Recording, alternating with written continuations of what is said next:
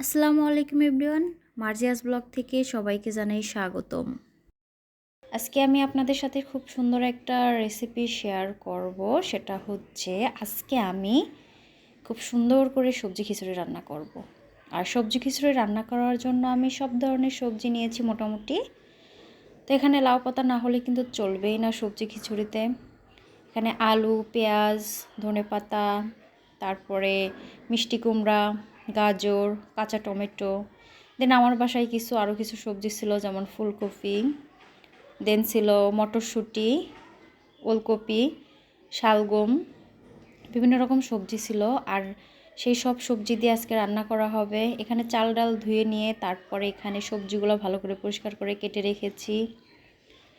আর এখানে মটরশুঁটিগুলা খোসা ছাড়িয়ে নিয়ে খুব ভালোভাবে ধুয়ে রেখেছি। আর এই যে বললাম লাউ পাতা, যেটা না হলে কিন্তু সবজি খিচুড়ি জমেই না।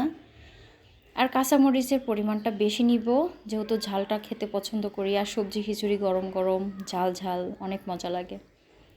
যেহেতু এখন শীত, আর শীতের সময় কিন্তু সবজির দাম অনেক কম থাকে। আর সবজির দাম কম থাকলে কিন্তু আর শীতের সময় বিভিন্ন রকম সবজিও পাওয়া যায়।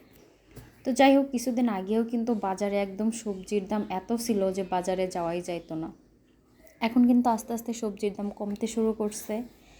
আর এখন বিভিন্ন রকম সবজি রান্না করে খেতে পারবেন। বাচ্চাদেরকে আপনারা সবজি খিচুড়ি রান্না করে দিতে পারবেন বা নিজেরাও খেতে পারবেন। এটা কিন্তু আমাদের স্বাস্থ্যের জন্য অনেক ভালো। তো যাই হোক, আমি এখানে সব কিছু দিয়ে ভালো করে মিক্স করে নিব। যত মাখানো যাবে তত কিন্তু টেস্ট ভালো হবে। এটা আমাদের দাদি বা মায়েদের মুখে শোনা। তো যাই হোক, আমার কাছেও মনে হয় যে যত মাখানো যাবে টেস্ট তত ভালো হয়। আর সবজি খিচুড়ি বলেন বা খিচুড়ি বলেন, এইভাবে মাখিয়ে রান্না করে খেলে কিন্তু অসাধারণ লাগে।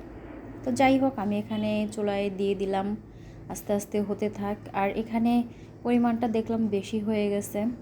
আর ব্যাপার না, দেখা যাচ্ছে যে একবারের জায়গায় দুইবার খাবো, সমস্যা কী। তো এখানে লাউ পাতাটা দিয়ে দিব, কারণ পরে দিলে আর লাউ পাতাটা ভালোভাবে সেদ্ধ হবে না। লাউ পাতা দিয়ে ভালোভাবে নেড়ে নিব।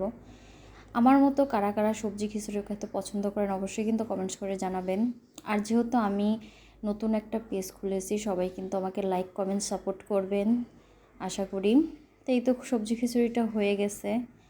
আর এটাই হচ্ছে অনেক মজাদার সবজি খিচুড়ি। এই খিচুড়িটা আচার বা পেঁয়াজ, শুকনো মরিচের ভর্তা দিয়ে খেতে কিন্তু অসাধারণ লাগে। আবার দেখা যাচ্ছে এটা শুটকি ভর্তা, ধনেপাতা ভর্তা দিয়ে খেতেও কিন্তু দারুণ লাগে। তো আমার কাছে তো সব কিছু ভর্তা দিয়েই ভালো লাগে। আর ওয়েদারটা ছিল অনেক সুন্দর। আজকের ভিডিওটি পর্যন্তই। আল্লাহ হাফেজ সবাইকে।